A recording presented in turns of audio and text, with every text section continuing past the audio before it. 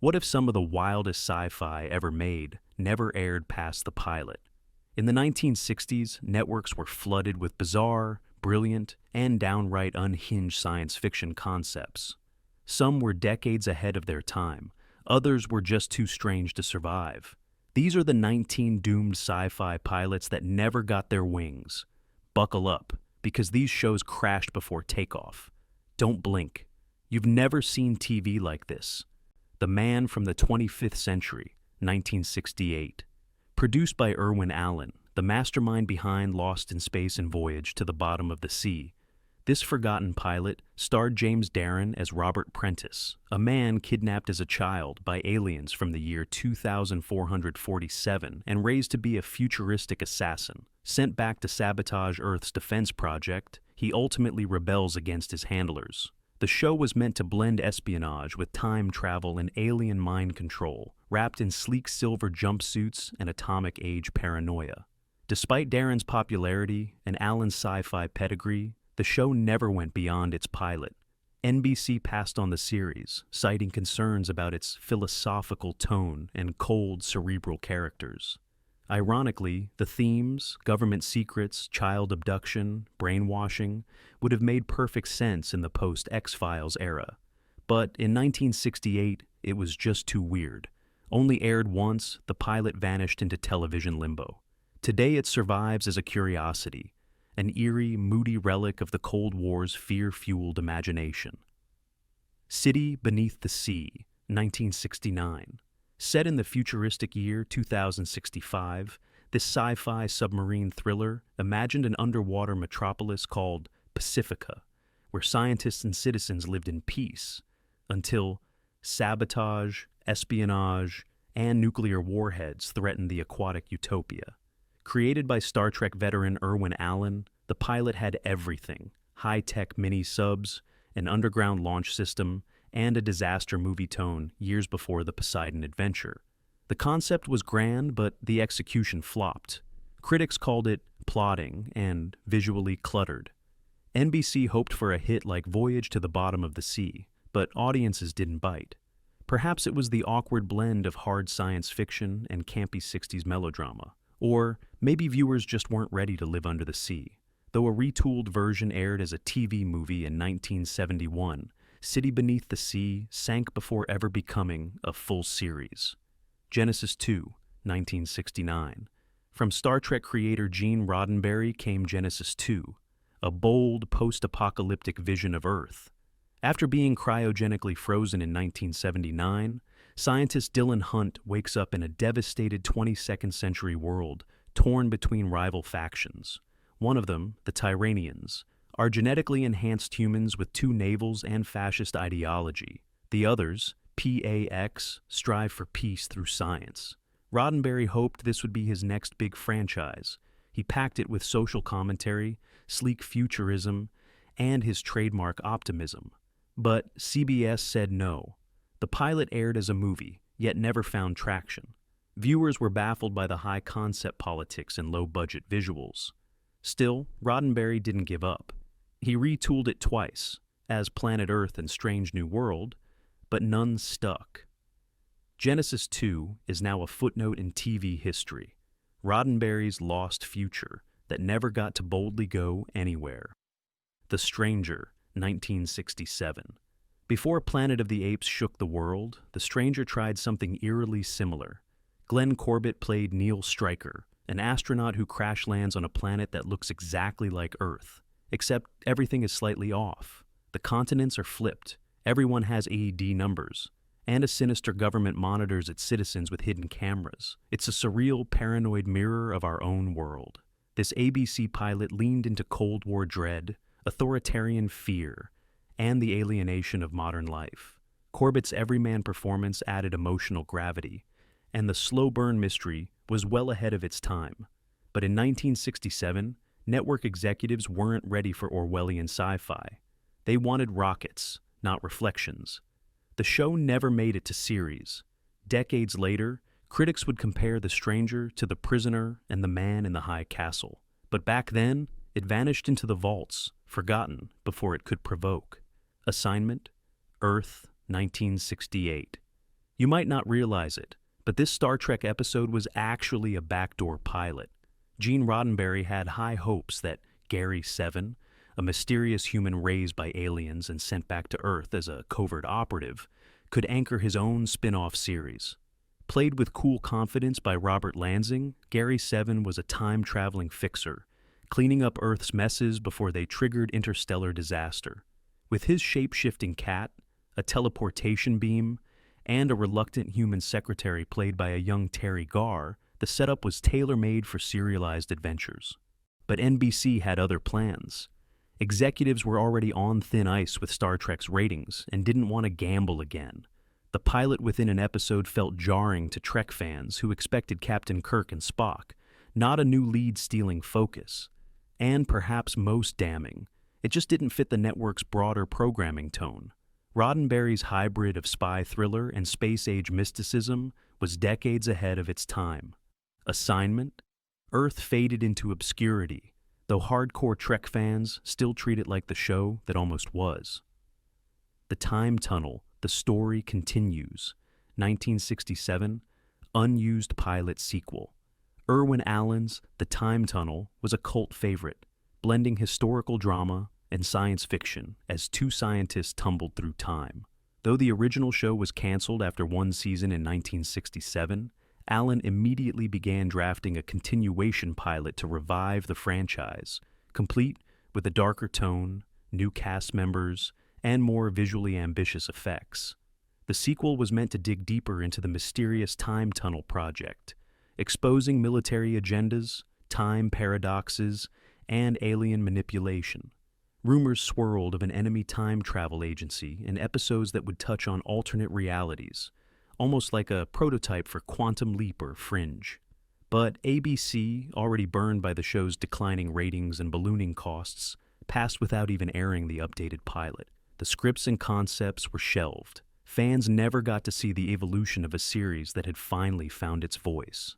Instead, The Time Tunnel became one of those rare shows where the best was yet to come, if only someone had opened the tunnel door one last time. Probe, Nitin Sextini. Before Columbo or The X-Files, there was Probe, a little-known pilot from creator William Link about a private high-tech investigation agency using science, gadgets, and psychology to solve global mysteries. The main character, Hugh Lockwood, was a suave mix of James Bond and a NASA-trained investigator. With a camera implanted in his tie and real-time support from a control room of experts, Lockwood would travel deep into conspiracies, from ancient tombs to Cold War espionage. The pilot was beautifully shot, suspenseful, and genuinely innovative. It anticipated the rise of real-time communication surveillance, remote-controlled investigations, and team-based detective work decades before it became standard in crime procedurals. NBC executives admired the concept, but feared it was too niche for mass audiences. They buried the pilot despite strong test screenings. Oddly enough, a version of the idea was revived in 1972 as Search, but it too died quickly. Had Probe taken off, it might have laid the groundwork for Mission, impossible-style science thrillers.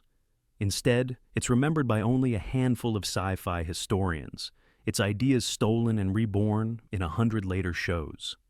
Spectre, 1969, unfinished Roddenberry pilot.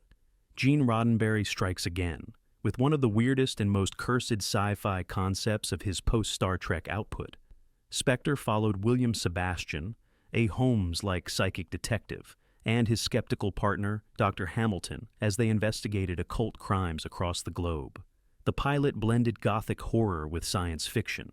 Imagine ancient cults, possessed minds, arcane rituals, and shadowy realms explained through technology and parapsychology.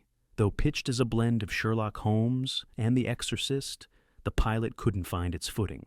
NBC initially greenlit the idea, but balked when Roddenberry demanded more budget for supernatural effects. The finished version was never completed, and the project was shelved amid growing concern over Roddenberry's increasingly mystical sci-fi leanings. The unfinished footage reveals something unlike anything else from the era: a dark, adult, eerily cerebral show that may have been too slow-burning and esoteric for network TV. Spectre was later rewritten and shot in the late 70s, with Robert Culp in the lead, but even that version never made it to series. In every incarnation, the idea seemed haunted, never able to cross over fully into reality. The Emperor and the Rose, 1966. One of the strangest entries on this list, The Emperor and the Rose, was a surreal, avant-garde sci-fi pilot pitched to CBS as a philosophical fable set in a utopian society run by artificial intelligence. Starring British actor Tom Courtenay as a time-displaced rebel poet, the show envisioned a future where all art, emotion, and personal decisions were managed by a central computer known only as the Rose. The Emperor, a puppet monarch, was worshipped by a mind-controlled population who mistook surveillance for security.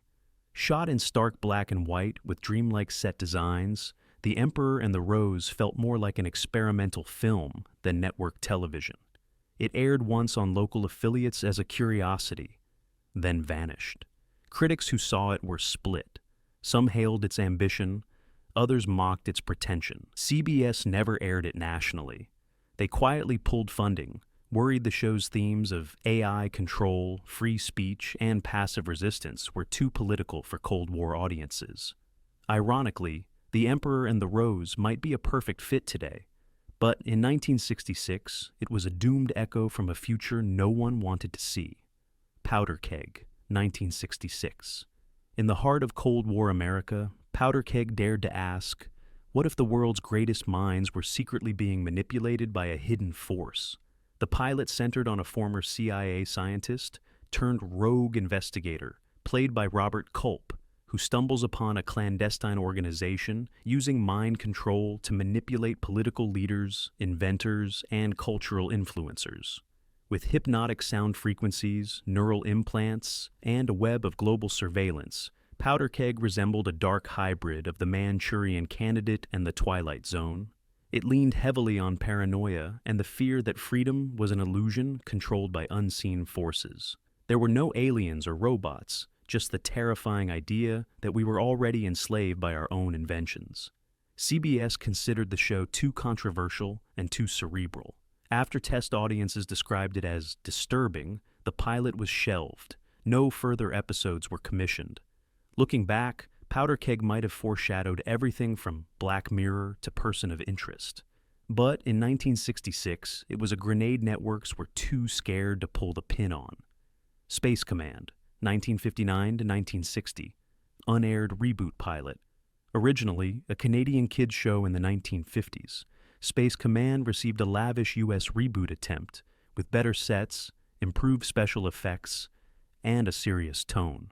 Set on a space station orbiting Earth, the story followed a team of young scientists and engineers as they mediated cosmic crises.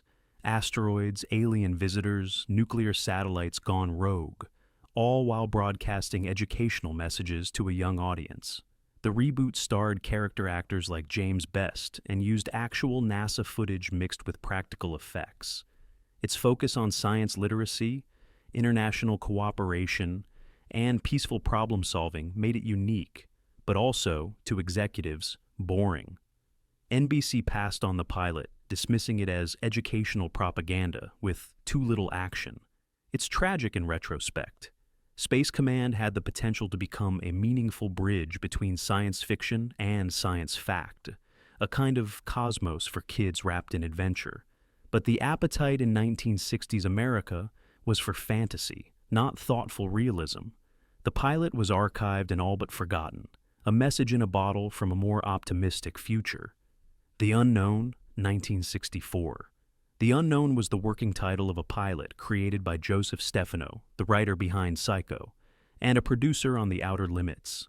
It followed Dr. Benjamin Ramsey, a parapsychologist investigating psychic anomalies for the U.S. government. Each episode was intended to be a different case: telepathy, telekinesis, demonic possession, but grounded in cold, clinical science.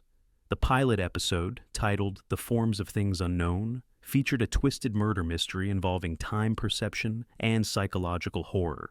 It was so unnerving, ABC executives chose not to air it as a series pilot. Instead, they cut and re-edited it into a standalone Outer Limits episode, where it aired to stunned audiences. Critics praised the direction and tension, but noted it was too complex and too disturbing for television. The rest of the series was quietly canceled before it even began. The Unknown represents a brilliant near miss, a show that could have taken horror sci-fi in an entirely new direction, blending Freud and Frankenstein. But in the end, it was deemed too unknowable to risk. Captain Nice, 1967, science fiction comedy hybrid. Though primarily remembered as a superhero spoof, Captain Nice had deep sci-fi roots. Created by Buck Henry, the series centered on Carter Nash, a police chemist who accidentally invents a super serum. Upon drinking it, he transforms into the bumbling but well-meaning Captain Nice, complete with a white spandex suit and a cape sewn by his overbearing mother. The humor was absurd, but under the surface lay a satirical critique of science run amok.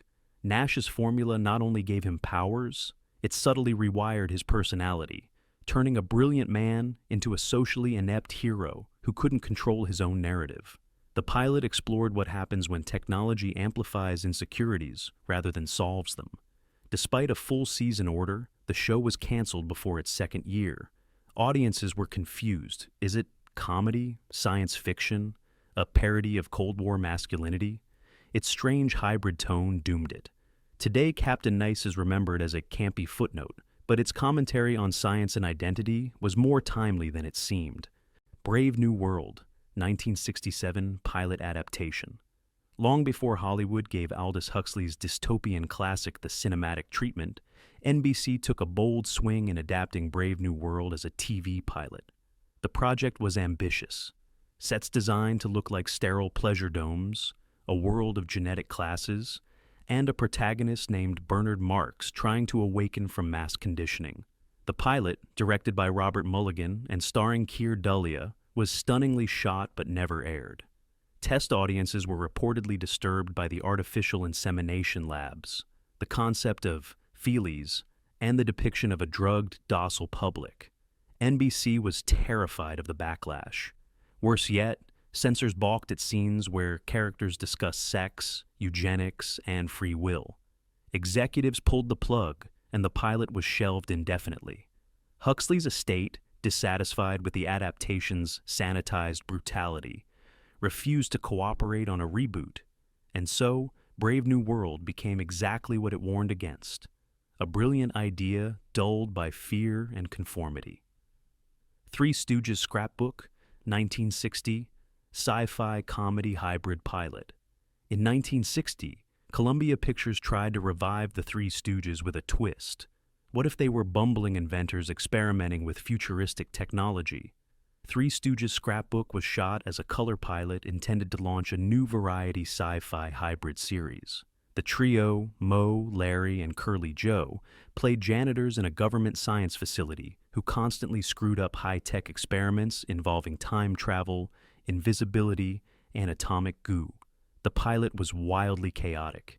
Think exploding robots, misplaced shrink rays, and a talking parrot that recites nuclear launch codes. While aimed at kids, the show had eerie undertones: scientists as fools, dangerous technology in clueless hands, and slapstick masking existential dread. The networks didn't get it. Was it a science fiction satire or a cartoon in human form? Audiences used to the Stooges Depression-era antics weren't ready for ray guns and teleporters. The pilot was never picked up. It aired once in syndication and was later cut into a home movie. It remains one of the strangest fusions of old-school comedy and atomic age anxiety ever filmed. The Star Wagon, 1966, Rod Serling presentation. This moody pilot was adapted from Maxwell Anderson's 1937 play and was part of a Rod Serling TV special that explored the boundaries between science fiction and personal tragedy. In The Star Wagon, Orson Bean played a failed inventor who builds a time-traveling cart to revisit the most painful and promising moments of his life. Instead of high-stakes action, the story focused on regret, second chances, and the futility of rewriting the past.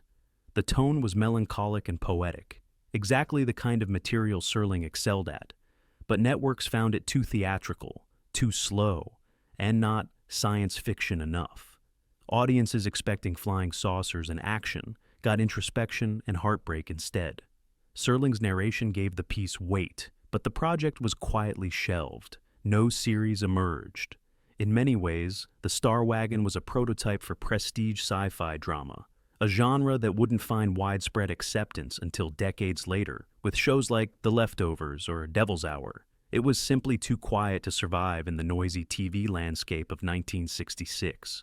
The Cage, 1965, original Star Trek pilot.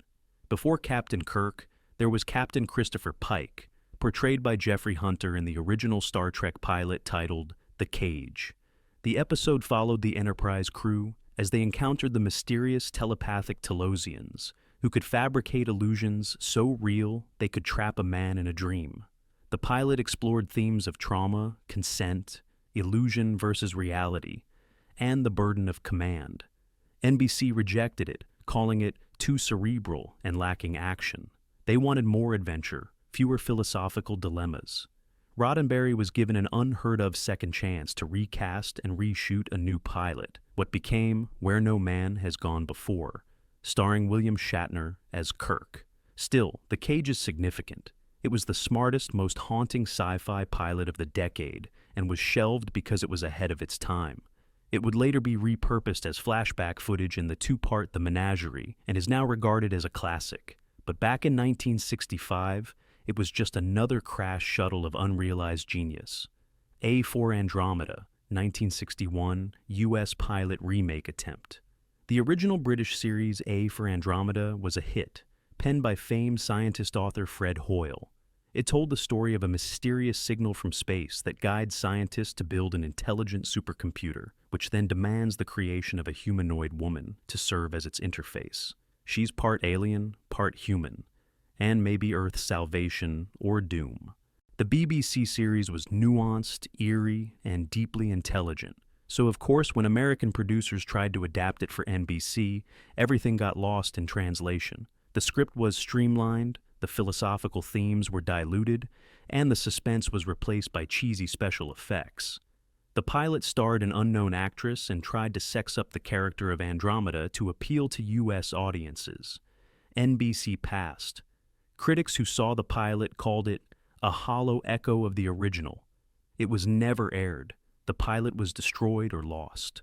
What remains is the memory of what could have been. A transatlantic sci-fi bridge turned to rubble by the marketing department. Yesterday's Tomorrow, 1965, unsold pilot presentation.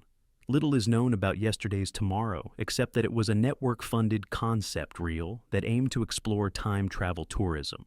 The idea was wildly imaginative. In the near future, middle-class families take vacations into the past, visiting ancient Rome, medieval Europe, or 1930s Chicago, like theme parks, carefully supervised, of course, by temporal agents.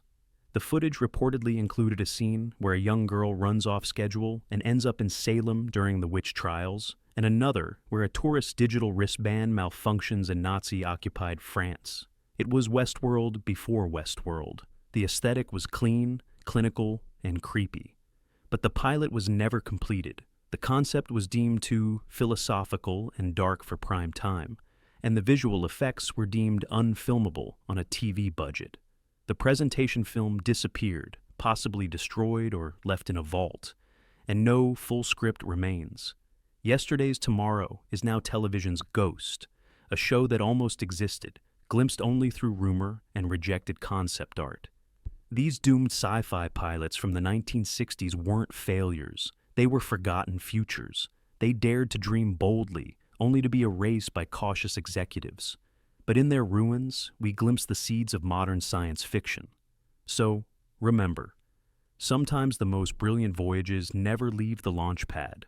Stay curious, and keep watching the skies.